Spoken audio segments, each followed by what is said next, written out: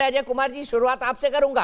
प्रधानमंत्री ने तो इशारों इशारों में आज कांग्रेस को फूफी कह दिया और कह दिया कि कोई भी शादी हो फूफी तो नाराज रहती ही है। और मुझे बताइए, उन्होंने ये भी कहा आपने तो पुरानी बातों से यू टर्न ले लिया, जो आपने अपने मैनिफेस्टो में 2019 में लिखा था कमोबेश वही काम प्रधानमंत्री मोदी ने किया है, तो विरोध क्यों? विरोध के नाम पर। देखिए दीपक जी, दिक्कतें क्या है कि प्रधानमंत्री जी या भारतीय जनता पार्टी के उनके जो सलाहकार हैं वो कांग्रेस के मैनिफेस्टो बढ़िया ठीक तरीके से पढ़ते नहीं।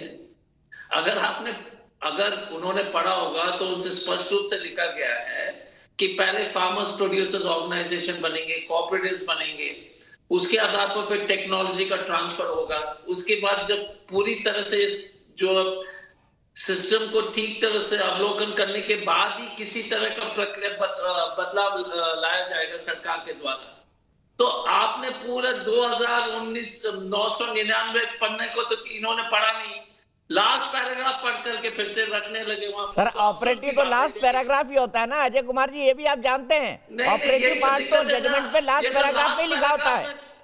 लास्ट पैराग्राफ किसी भी मैनिफेस्टो में ऑपरेटिव पार्ट तो लास्ट पैराग्राफ ही होता है। आपने सही पकड़ा है। नहीं, आप गलतफहमी में। लास्ट पैराग्राफ मतलब पोस्टस्क्रिप्ट में जो है ना कि ये लोग को धन्यवाद देना चाहता हूं, तो इसीलिए लास्ट। पर वहां धन्यवाद कहां दिया? वहां तो एपीएमसी रिपीट करने की बात करी आपने। दीपक जी ये दिक्कत क्या है कि अगर आप कांग्रेस के मैनिफेस्टो अगर प्रधानमंत्री जी और बीजेपी के हमारे साथीगण पढ़ते तो आप लागू कीजिए ना फिर हर चीज, जो फार्मर्स प्रोड्यूसर ऑर्गेनाइजेशन है, टेक्नोलॉजी ट्रांसफर है, और फिर उस पर जो समय देकर के जब तक पूरी तरह से अध्ययन नहीं होगा कि किस तरह की इसके असर फार्मर्स पर पड़ेगा, उसके बाद ही कोई कार्रवाई होगी, उस पर तो कोई चर्चा नहीं।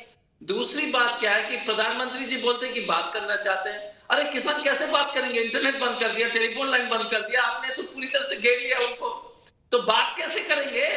तो दिक्कत क्या है कि आप किसी के साथ समझौता कर सकते हैं जो पूरी तरह से काटिला कार से आपने घेर दिया हो, किसी को कील ठोक दिया हो, और वे बोलते हैं कि हम बातचीत के लिए तैयार है। इस तरह का असम्मानजनक बातचीत कभी होती है क्या? तो तीसरी बात कि प्रधानमंत्री जी ने देश को, जो भारतीय जनता पार्टी को आंदोलन करना है, या क्योंकि आजादी की लड़ाई में ये साइड लाइन में थे तो इससे उनको हर चीज का आंदोलन जो अच्छा नहीं लगता, वो दूसरी बात है। लेकिन क्या अभी भी झारखंड में, मैं अभी जमशेदपुर में हूं, अगर बीजेपी वाले आंदोलन कर रहे हैं तो वो आंदोलन जीवी है क्या? ये पिछले 70 साल में जब विपक्ष में थे तो जितने भी आंदोलन कर रहे थे वो उसी दृष्टिकोण से सबको देखना है क्या?